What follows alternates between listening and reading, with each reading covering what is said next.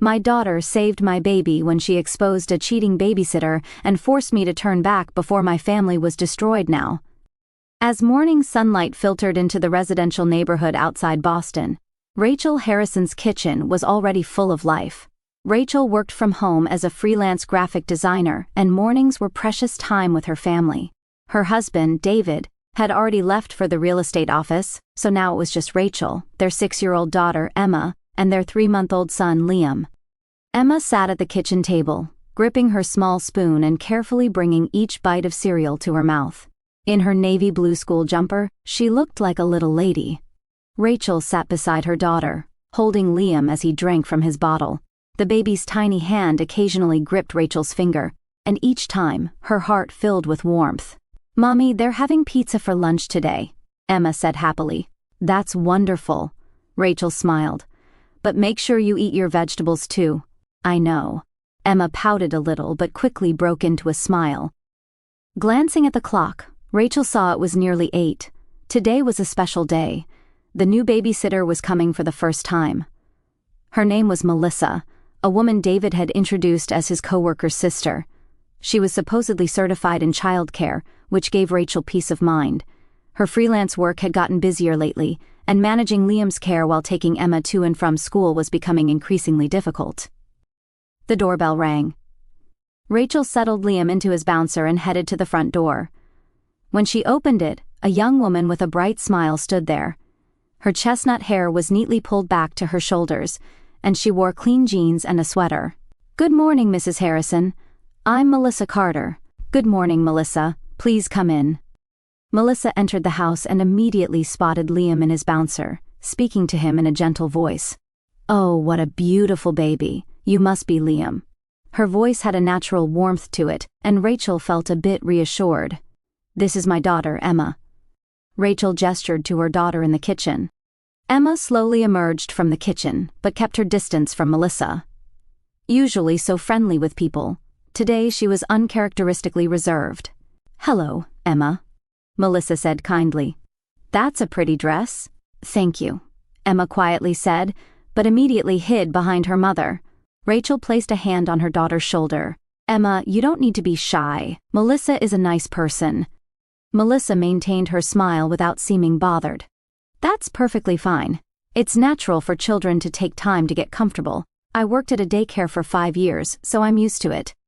Rachel showed Melissa around the house, explaining Liam's feeding schedule, where the diapers were kept, and emergency contact information.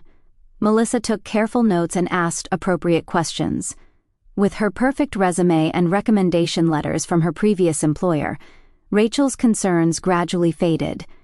"All right, I'll take Emma to school and be back around 10, Rachel said. She kissed Liam and picked up her bag. "Have a good day." "Nothing to worry about," Melissa said reassuringly. Rachel called to Emma. "Ready?" Emma nodded slightly, but there was something in her expression that suggested she wanted to say something. While putting on her coat at the door, Emma kept looking back toward the living room. On the way to the car, Emma suddenly stopped. "Mommy." "What?" "Hurry up. We're going to be late. I want to stay home from school today." Rachel looked at her daughter in surprise. Emma loved school, and this was the first time she'd said anything like this. "Why? Are you feeling sick?" Rachel touched her daughter's forehead. "No fever." "No, but..." Emma struggled for words. "Emma, tell me why." Rachel asked gently. "I just want to stay home."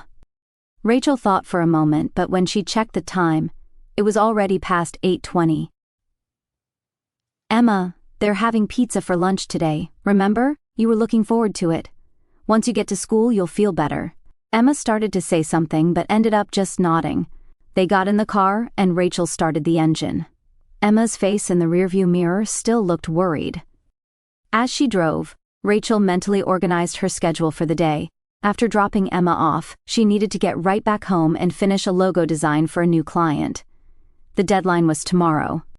When they stopped at a red light, Rachel checked her smartphone for emails.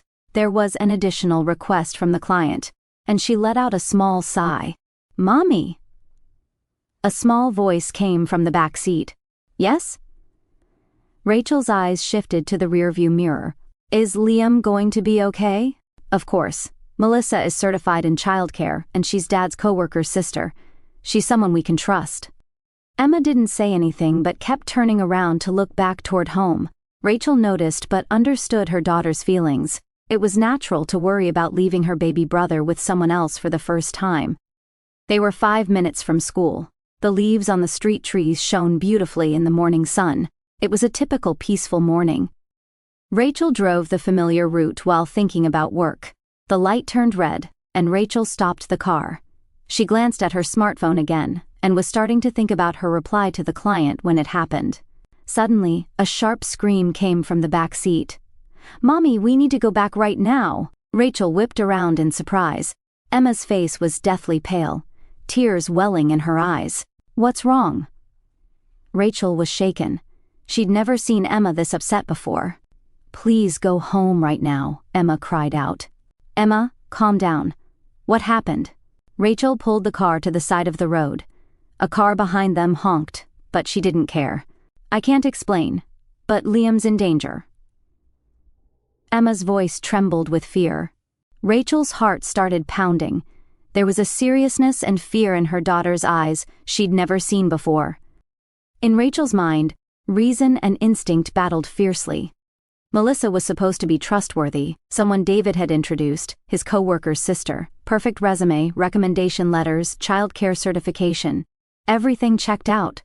And yet, seeing her daughter crying in the back seat, all logical thinking seemed ready to crumble. "Emma, please calm down." Rachel tried desperately to stay composed. "Melissa is trustworthy. Dad introduced her to us." "No, Mommy, please." Emma struggled to unbuckle her seatbelt, tears streaming down her face. "We have to go back now. Liam is... What did you see? What happened?" Rachel grabbed her daughter's shoulders. Emma shook her head violently. "This morning, I didn't see anything but... Her voice broke with sobs. The face reflected in the rearview mirror was twisted with fear. A 6-year-old child doesn't normally get this desperate. A cold unease spread through Rachel's chest. Her maternal instinct whispered that something was wrong. Another car honked behind them. The light had turned green. Rachel took a deep breath. She had to make a decision. Trust reason or believe her daughter's plea. "Mommy, believe me, please." Emma's eyes locked onto Rachel's. There was no lie in those eyes. Rachel's hands gripped the steering wheel tightly. "Okay," she said. "We'll go back." She quickly prepared to make a U-turn and pointed the car in the opposite direction. From the back seat, Emma whispered a small thank you. Rachel's heart continued to pound violently. "Emma?" Rachel asked in as gentle a voice as she could manage while driving. "What did you see? Did Melissa do something?" Emma was silent for a while. Rachel sensed her daughter was hiding something. This morning, Emma's voice trembled. Melissa was on the phone, and she said, "Everything ends today." Rachel's hands nearly slipped on the steering wheel. "That's all?" Emma nodded. "That might have been a work call," Rachel said, as if trying to convince herself. "No!" Emma shouted. She looked scary. She wasn't smiling. Her voice grew smaller, and Rachel prompted, "And?" The car continued racing toward home. After a long silence, Emma said in a trembling voice, "A month ago, I saw Daddy and Melissa kissing." Rachel's world stopped for a moment. The car wobbled slightly. "What did you say?" Her voice was low and hoarse. "I'm sorry, Mommy." Emma burst into tears. "I should have told you, but... When? Where?" Rachel's voice shook. She could feel her heart raging in her chest. "A month ago," Emma answered through sobs. "When you went shopping, Daddy said a friend was coming over. But Melissa came and they..." Rachel almost slammed on the brakes but somehow held back. Memories flooded back. A month ago, David had said he'd work from home over the weekend. Rachel had gone grocery shopping, and Emma was supposed to go with her, but her daughter had suddenly said she wanted to stay with Daddy.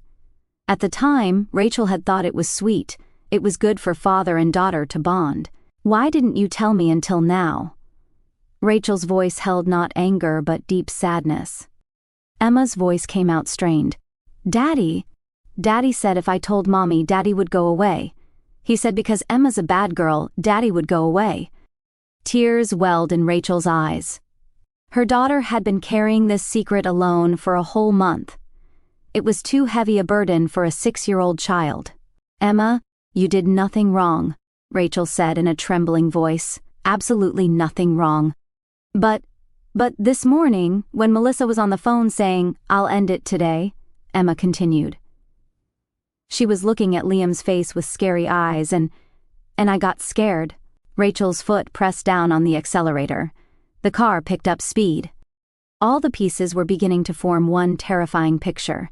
David and Melissa's affair. A relationship that had been going on for a month or longer. And today, Melissa had come as a babysitter for the first time. The words, everything ends today. Mommy, will we make it in time? Emma's voice reached her. We'll make it. Rachel gritted her teeth. The drive home had never felt this long. Every light seemed red. Every car in front felt like an obstacle. Rachel's hands gripped the steering wheel, her knuckles white. Worst-case scenarios flashed through her mind one after another. Maybe it was all a misunderstanding. Maybe Melissa's phone call really was about work. Maybe Emma had misunderstood the kiss. A 6-year-old's imagination sometimes blurs reality and fantasy. Rachel desperately tried to think that way, but her maternal intuition said otherwise. Something was wrong. Something was terribly wrong. Finally, their street came into view. Rachel quickly pulled the car to the curb. There was no time to park perfectly. She jumped out of the car, Emma following behind. As they ran to the front door, Rachel's heart pounded, as if it would break through her chest. Her hands searched for the keys in her bag, but she was shaking and couldn't grasp them properly. Finally finding the keys, she tried to insert them into the doorknob, but her trembling hands wouldn't let them go in. Mommy, Emma said quietly. Rachel took a deep breath. She had to calm down. She had to stay composed. Finally, the key went into the lock, and she turned the doorknob. The door slowly opened. What came from the entryway was silence, an unnaturally deep silence. No baby crying, no voice from Melissa, nothing. Normally, a house with a 3-month-old baby would have some kind of sound. But now, this house was as quiet as a tomb. Rachel's feet slowly stepped into the entryway. Emma clutched her mother's coat hem. They held their breath and headed toward the living room. Rachel's hands were trembling. The sound of her heartbeat echoed in her ears. Just a few more steps to the living room door. Rachel didn't want to imagine what she might see there, but she had to move forward. She stopped in front of the door, took a deep breath, and placed her hand on the doorknob. The moment she opened the door, Rachel froze completely at the sight that met her eyes. In the center of the living room, Melissa stood in front of Liam's crib. In her hand was a small transparent bottle. It looked like medicine. Melissa was peering into the crib and didn't seem to notice Rachel and Emma had entered. Her profile held none of the gentle smile she'd shown that morning. It was cold, expressionless. Melissa. Rachel's voice trembled. Melissa slowly turned around. Their eyes met.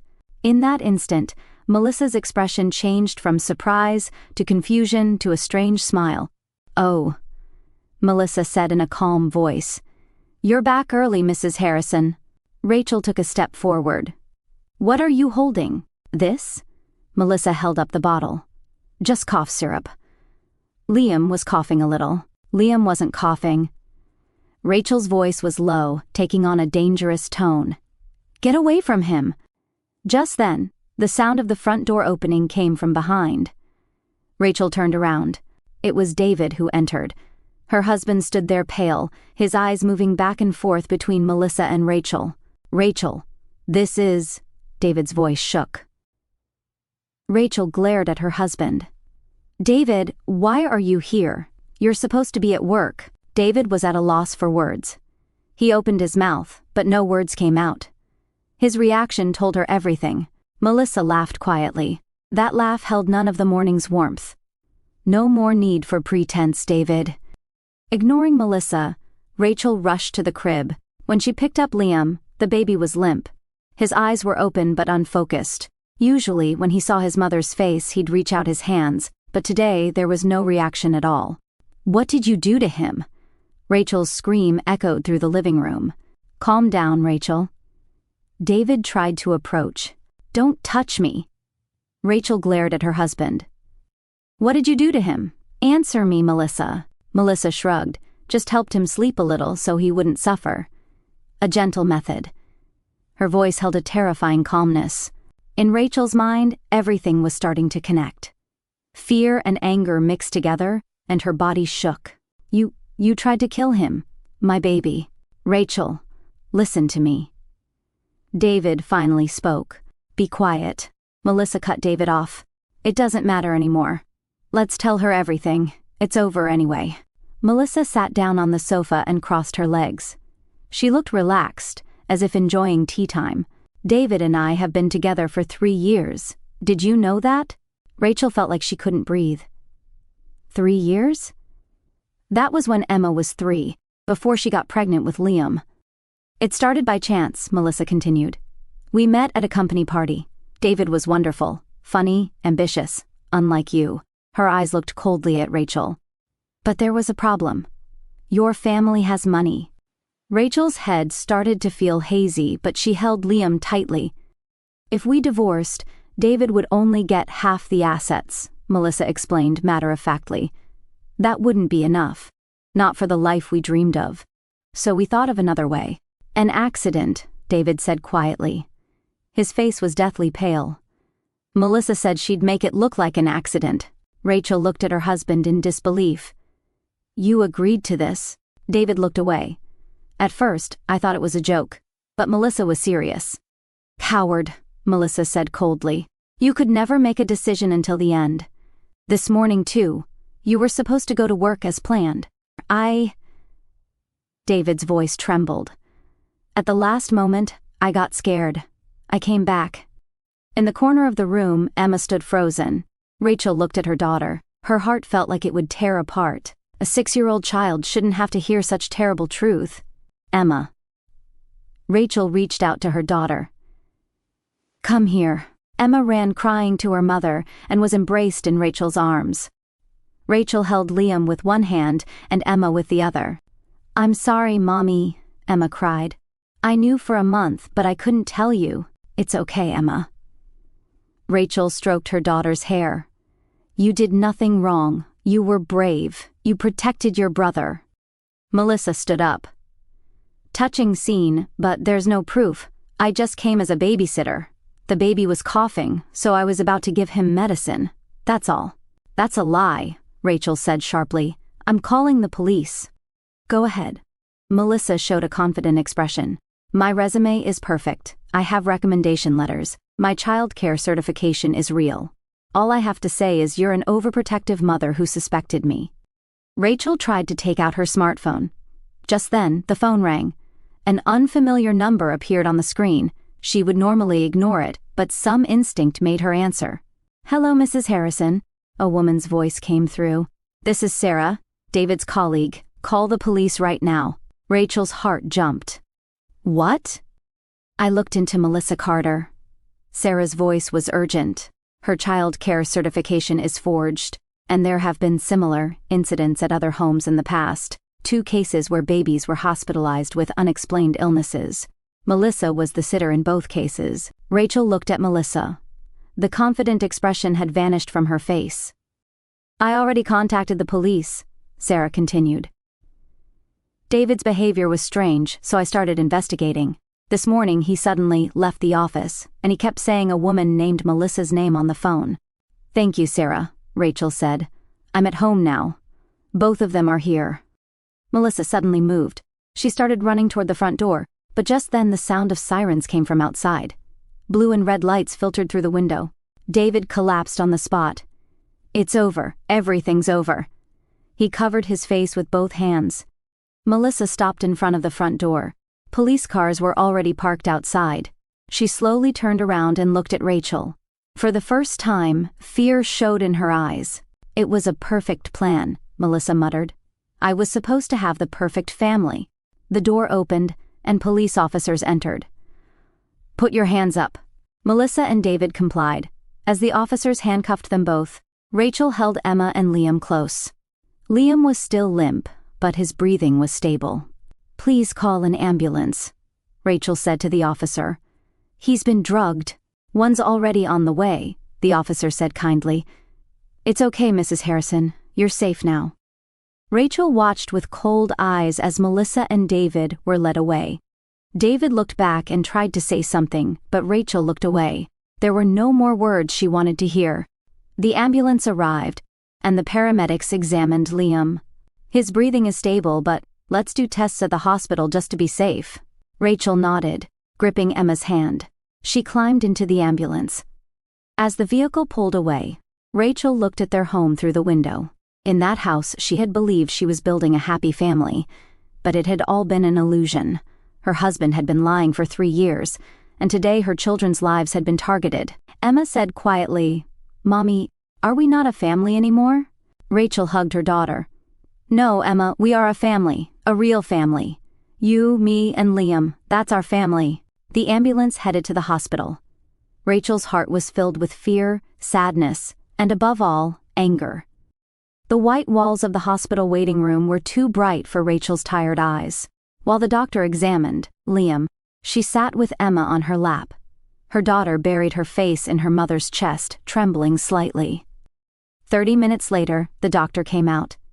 The middle-aged female doctor said with a calm expression, "Fortunately, the amount of medication didn't reach a lethal dose. It's a mild sedative. It'll be out of his system in a few hours. We'll keep him overnight for observation, but his life isn't in danger." The strength drained from Rachel's body. "Thank you." Her voice trembled with tears. "Mom," the doctor gently placed a hand on her shoulder. "Because you and your daughter came back early, this child was saved. You're an excellent mother." When they entered Liam's hospital room with Emma, the baby was sleeping in a small bed. The monitor showed a regular heartbeat. Rachel sat in the chair beside the bed and held Liam's small hand. Emma snuggled up next to her mother. "Mommy," Emma said quietly, "is Liam okay?" "Yes, he's okay." Rachel stroked her daughter's hair. "Thanks to you, Emma, because you were brave enough to tell me." New tears welled up in Emma's eyes. "But if I'd said something a month ago..." "It's okay." Rachel hugged her daughter, carrying such a terrible secret. How hard that must have been for a 6-year-old. But in the end, you did the right thing. That's what matters. That night, police came to the hospital for questioning. Emma gripped her mother's hand and told them everything she'd seen, the kiss from a month ago, Melissa's phone call that morning, her cold expression. In a small voice but clearly, the daughter testified. The police officer said kindly, "Emma, you were very brave. Thanks to you, your brother was saved." A few days later, Rachel learned more details at the police station. Melissa's true identity was being revealed. The child care certification was an elaborate forgery. The recommendation letters were also forgeries of previous employers' signatures. And most terrifying was the fact that this wasn't the first time. The detective explained. Melissa Carter has infiltrated 3 families over the past 5 years. In the first 2 cases, babies were hospitalized with unexplained illnesses. She disappeared before she could be suspected, so we couldn't prove anything. But this time, thanks to your colleague Sarah's investigation, everything connected. "Why?" Rachel asked. "Why would she do such things?" The detective sighed heavily. "She appears to have targeted married men from wealthy families. She was trying to eliminate the wife and children and take their place in the family. The psychiatric evaluation diagnosed her with severe obsessive personality disorder." Rachel felt nauseated. Her family had been the target of such a woman. What about David? It hurt even to say her husband's name. "He'll be prosecuted as an accomplice to attempted murder." At first, we thought he might also be a victim, but when we checked email records, we found evidence he knew about the plan. There were signs he tried to stop it, but he never reported it to police. Rachel nodded. She had not a shred of sympathy left for David. 2 weeks later, Rachel started divorce proceedings. Her lawyer said, "Since your spouse is a criminal, the process will move quickly. Property division will also work in your favor." But for Rachel, money wasn't the issue. her children's safety. That was all that mattered. Emma began having sessions with a school counselor twice a week. For the first few weeks, her daughter suffered from nightmares. She often woke up crying and screaming in the middle of the night. Each time, Rachel would hold her and whisper, "You're safe now. I'm here." One day, the counselor told Rachel, "Emma thinks she destroyed the family, that by accusing her father, she tore the family apart." Rachel's chest tightened. That night, as she put her daughter to bed, she asked gently, "Emma, let me ask again." Rachel held her daughter's hand. "Do you think we're not a family anymore because Daddy's not here?" Emma nodded slightly. Tears ran down her cheeks. Rachel pulled her daughter close. "Family isn't about being connected by blood or living in the same house." "Then what is it?" Emma asked in a small voice. "It's the feeling of wanting to protect the people who matter to you." Rachel looked into her daughter's eyes. "When you sense danger, who do you want to protect first? Whose voice do you listen to? That's what decides your real family. But what about Daddy?" "Daddy," Rachel chose her words carefully, "didn't try to protect us. In fact, he sided with someone who wanted to hurt us. That's why Daddy isn't our family anymore." Emma was deep in thought. "But Emma, you were different," Rachel continued. "You were scared, weren't you? That Daddy might get angry, that you might not be believed. But in the end, you spoke up to protect Liam. That's family. You're the strongest, bravest family member of all." A small smile appeared on Emma's face. "Really? Really?" Rachel hugged her daughter. "You, me, and Liam. We're a stronger family than anyone. No one can break us." From that night on, Emma's nightmares gradually decreased. 6 months passed. David's trial ended, and the verdict was delivered as an accomplice to attempted murder. 12 years in prison. He was immediately fired from his company, and his reputation in the industry was ruined. Even David's parents abandoned their son. His mother said in court, "I didn't raise this kind of son," and never came to visit him again. Melissa's sentence was even heavier, as the main perpetrator of attempted murder, 15 years in prison. Past incidents were being reinvestigated, and additional charges were being considered. In court, she said at the end, "I just wanted a perfect family." But there was no remorse in her eyes at all, cold and empty. The judge ordered her to receive psychiatric treatment. Their relationship had completely fallen apart immediately after the arrest and custody. They blamed each other. David claimed Melissa was threatening him, and Melissa lied that David planned everything. What they thought was love was just codependency and obsession. Rachel moved to a small apartment. Compared to their previous large house, it was modest, but there was warmth here. On the living room wall hung a picture Emma had drawn of their family, a picture of 3 people holding hands and smiling. Financially, things were tough. Her freelance work alone wasn't enough to easily raise 2 children, but Rachel's parents offered their support. "You're not alone," her mother said. "We're here." One morning, as Emma prepared for school, she said, "Mommy, today is going to be a good day." Rachel looked at her daughter. Emma's face had a genuine smile for the first time in a while. "Yes." Rachel smiled through tears. "It's going to be a good day." Liam sat in his high chair, eating breakfast with his hands. He'd be turning 1 soon. He wouldn't remember that day. But Rachel wouldn't forget her daughter's courage, her own maternal instinct, and the true meaning of family. On the weekend, the 3 of them went to a nearby park. Emma held Liam and smiled at Rachel. "Mommy, look." Liam's smiling. Rachel took their picture. On her smartphone screen was the image of a happy sister and brother. 6 months since that terrible morning. It had been a long road. There were many tears and much suffering. But now Rachel was certain they had survived, and they would continue to survive. Family isn't determined by blood or paperwork. In times of crisis, who do you want to protect? Whose voice do you listen to? That's what decides your real family. Emma had taught her that. Her small 6-year-old daughter had taught her mother the most important thing in life. Sitting on a park bench, Rachel watched her children. Emma was playing in the fallen leaves with Liam. Their laughter echoed in the autumn air. "Thank you, Emma," Rachel whispered in her heart. "You saved us." The sun emerged from behind the clouds and bathed the entire park in gentle light. Emma turned around and waved to her mother. Rachel waved back. This is our family. It might not be perfect, but it's real."